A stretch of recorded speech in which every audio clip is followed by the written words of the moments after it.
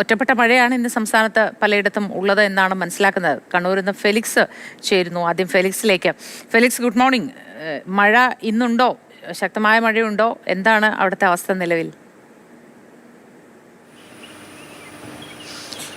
മോത്തി, കാലാവസ്ഥാ നിരീക്ഷണ കേന്ദ്രം റെഡ് അലർട്ടാണ് ജില്ലയിൽ നൽകിയിട്ടുള്ളത്. പക്ഷേ നല്ല വെയിലാണ് രാവിലെ തന്നെ കണ്ണൂർ ജില്ലയിൽ എമ്പാടും അനുഭവപ്പെടുന്നത് എന്നതാണ് ഏറ്റവും പ്രധാനപ്പെട്ട കാര്യം. ഇന്നലെ കഴിഞ്ഞ ദിവസം യെല്ലോ അലർട്ടൊക്കെ ആയ ദിവസമൊക്കെ അല്പം മഴയുണ്ടായിരുന്നെങ്കിൽ ഇന്ന് റെഡ് അലർട്ടായിട്ട് കൂടി മഴയില്ല എന്നതാണ് ഏറ്റവും പ്രധാനപ്പെട്ട കാര്യം. രാത്രി നേരിയ മഴ പലയിടങ്ങളിൽ ലഭിച്ചിരുന്നു. അതൊഴിച്ചു കഴിഞ്ഞാൽ പുലർച്ചെ ആകുമ്പോൾ സമയം മുതൽ മഴ മാറി നിൽക്കുന്ന ഒരു അന്തരീക്ഷമാണ് കണ്ണൂർ ജില്ലയിലുള്ളത്. റെഡ് അലർട്ട് ആയതുകൊണ്ട് തന്നെ സ്കൂളുകൾക്കെല്ലാം അവധി പ്രഖ്യാപിച്ചിട്ടുണ്ട്. പക്ഷേ പ്രൊഫഷണൽ കോളേജുകൾക്കൊന്നും അവധിയില്ല. ഇപ്പോൾ മതപഠന ക്ലാസ്സുകൾ, ട്യൂഷൻ സെൻ്ററുകൾ അടക്കമുള്ള സ്ഥാപനങ്ങൾക്കാണ് ഇന്ന് അവധി നൽകിയിട്ടുള്ളത്.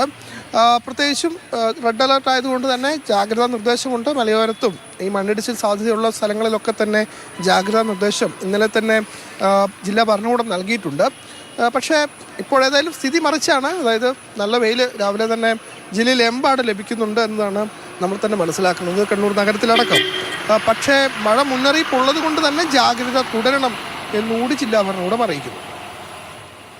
ശരി, ഫെലിക്സ് ആണ് വിവരങ്ങൾ കണ്ണൂരിൽ നിന്നും പങ്കുവച്ചത്. നമുക്ക് സാരംഗ് സുരേഷ് കൂടി കാസർഗോഡ് നിന്ന് ചേർന്നു. കാസർഗോഡും സ്ഥിതി വ്യത്യസ്തമല്ല എന്ന് മനസ്സിലാക്കുന്നു. ഈ ജാഗ്രതാ നിർദ്ദേശങ്ങളൊക്കെ കൂടുതൽ കൊടുക്കുന്ന ദിവസം മഴ അധികം ഉണ്ടാവില്ല എന്നൊരു തത്വത്തിലേക്കൊക്കെ നമ്മൾ വന്നെത്തുന്നു എന്ന് തോന്നുന്നു. എങ്ങനെയാണ് കാസർഗോഡത്തെ സ്ഥിതി, സാരംഗെ? Moti, good morning. മോത്തി പറഞ്ഞതുപോലെ തന്നെയാണ് കാസർഗോഡിനെ സംബന്ധിച്ച് റെഡ് അലേർട്ട് വരുന്ന ദിവസങ്ങളിലൊന്നും തന്നെ അതിതീവ്ര മഴ പോയിട്ട് മഴ പോലും ഇല്ലാത്ത സാഹചര്യമാണുള്ളത്. പക്ഷേ നേരെ തിരിച്ച് വിപരീതമായി യെല്ലോ അലേർട്ടും ഓറഞ്ച് അലേർട്ടും ഉള്ള ദിവസങ്ങളിൽ ഒരുപക്ഷെ ചെറിയ തോതിലുള്ള നാശനഷ്ടങ്ങൾ പോലും ഉണ്ടാകുന്ന ഒരു അവസ്ഥയുണ്ട്. എന്നിരുന്നാലും ഇവിടെ മുന്നറിയിപ്പുകൾ നിലനിൽക്കുന്നുണ്ട്.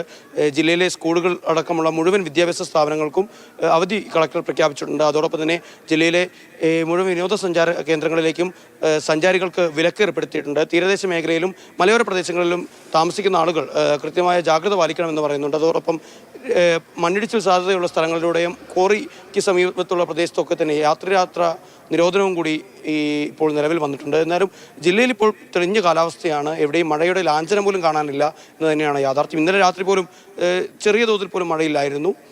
പക്ഷേ മുൻ ദിവസങ്ങളിലൊക്കെ തന്നെ അലേർട്ടുകൾ മാറി വരുന്ന ദിവസങ്ങൾ മഴയുണ്ടായിരുന്നെങ്കിലും ഒരുപക്ഷെ വൈകിട്ടോടുകൂടി മഴ ശക്തി പ്രാപിക്കുമെന്നുള്ള സൂചനകളാണ് നിലവിൽ ഇപ്പോൾ ലഭിക്കുന്നത്. മൂത്തി. ശരി സാരംഗം ഫെലിക്സുമാണ് ഈ വിവരങ്ങൾ പങ്കുവച്ചത്. നമുക്ക് തൃശ്ശൂരിൽ നിന്നും ലിഷോയ് കൂടി ഒപ്പം ചേരുന്നുണ്ട്. Lishoy, good morning. ഈ അതിതീവ്ര മഴയ്ക്ക് സാധ്യത, വിവിധ ജില്ലകളിൽ ജാഗ്രതാ നിർദ്ദേശമൊക്കെ കൊടുത്തിട്ടുള്ളത് കൊണ്ട് തന്നെ ഇന്ന് പല സ്ഥലത്തും മഴയില്ല. ലിഷോയ്, തൃശ്ശൂരിൽ എങ്ങനെയാണ്?